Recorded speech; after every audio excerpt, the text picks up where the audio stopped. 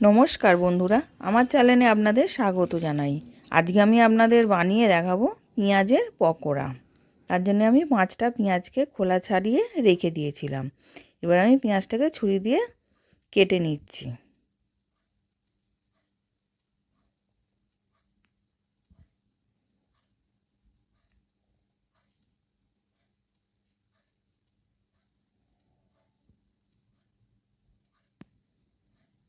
এবার সব পেঁয়াজগুলোকে কাটা হয়ে গেছে।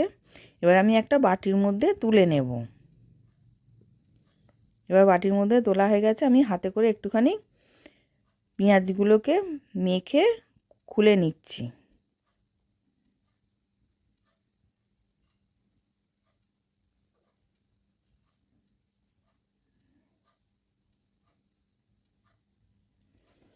এবার ওর মধ্যে স্বাদ অনুযায়ী নুন দিলাম, কাশ্মীরি লঙ্কা গুঁড়ো দিলাম, ঝাল লঙ্কা গুঁড়ো দিলাম আর জোয়ান দিলাম, দিয়ে ভালো করে মেখে নেব।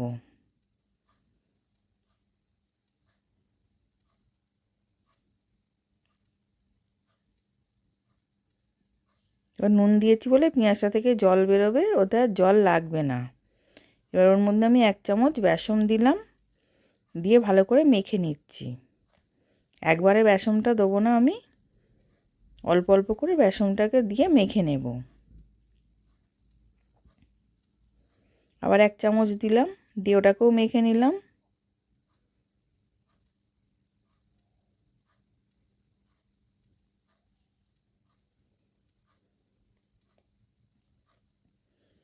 আবার 1 চামচ দিলাম, দিয়ে ওটাকেও ভালো করে মেখে নিচ্ছি। আমি 3 চামচ বেসন দিয়েছি, আর ওর মধ্যে আমি একটুকু জল দিইনি, ওটাতেই মাখা হয়ে গেছে। এবার আমি হাতে করে যেরকম শেপে উঠেছে সেরকমই ওরকম করে দিয়েছি। বেশি মোটা করে দিলে তাহলে করকরে হবে না। এবার যেরকমভাবে উঠবে ওরকমভাবেই হাতে শেপে সেরকমই দিয়ে দেবেন গরম তেলে। এবার তেলটা গরম করতে দিয়েছি, দিয়ে দিলাম সব পেঁয়াজ পকোড়াগুলো। এবার ভেজে নেব। এবার উল্টে পাল্টে লাল লাল করে ভেজে নিচ্ছি।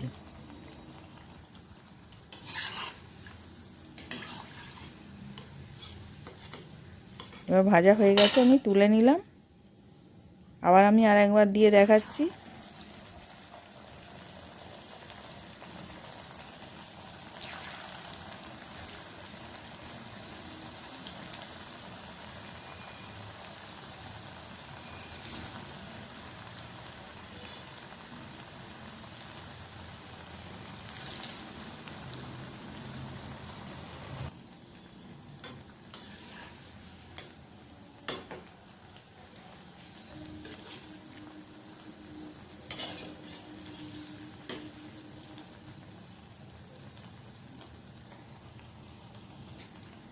এবার এইটা উল্টে পাল্টে লাল লাল করে ভেজে নিলাম।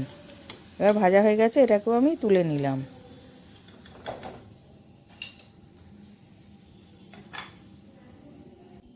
এবার আমি ওর ওপর দিয়ে একটুখানি বিট নুন ছড়িয়ে দিয়েছিলাম।